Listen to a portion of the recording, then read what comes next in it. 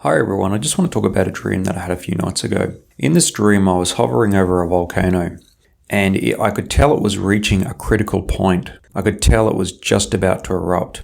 I could actually see what was going on in the volcano. I could see the magma building up and I could feel the pressure, the immense pressure of this magma building up.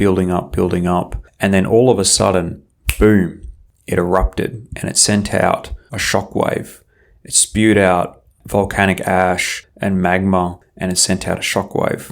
A couple of days later, when I was meditating on this dream, it came to me what the interpretation was for this dream. And the interpretation is there is revival in the resistance. The resistance we experience becomes the catalyst for our revival. So in this dream, as the magma pushed up against the layer of earth, against the crust of the earth, and it broke through, it released an immense amount of energy, right? So you have downward pressure and you have upward pressure. And the greater the downward pressure and the greater the upward pressure, when it breaks through, when the magma breaks through and it hits that critical point and it erupts, it sends out a massive shockwave.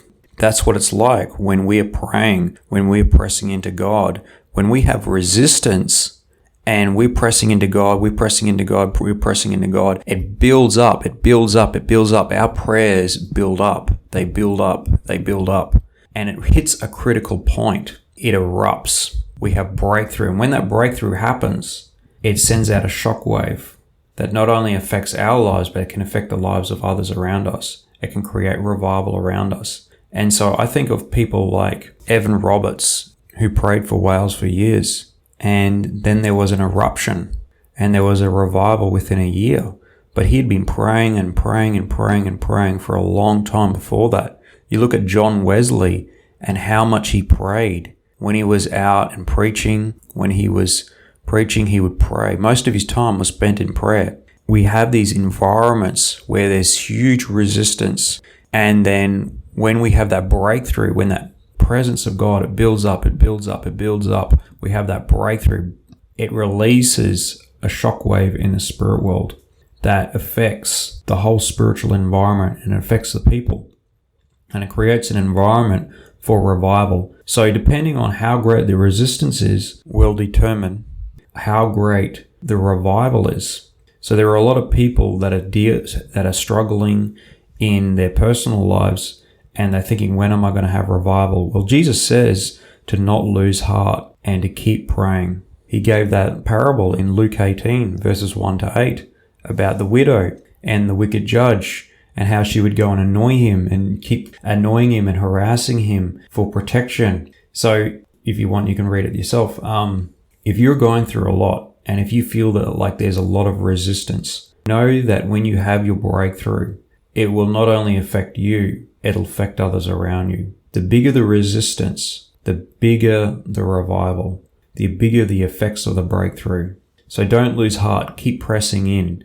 We look at the world around us and we think, how is God going to reach this world? Well, I can tell you right now, there is prayers, there is worship that is building up in the spirit world. And it's already breaking out all over the world. There is revival going on all around the world. We just need to open our eyes. God is moving. The environment that we are in is the perfect environment for revival. We just have to keep pressing in. And our prayers, our worship to God builds up. And we have these mini breakthroughs around us. And it affects the environment around us. It has a knock-on effect. Our revival, our breakthroughs aren't just meant to bless us. They're meant to bless the people around us, our family members, our friends, the people at church. You think about it. You've gone through a massive trial and then you have a breakthrough. Think about what a testimony that is. How many people can it affect? And that atmosphere that you create, that's been created around you, that atmosphere of freedom that's been created around you, has an impact on other people. It affects other people and they can see the power of God working in your life. It's a testimony to the power of God. So don't lose heart. Keep pressing in.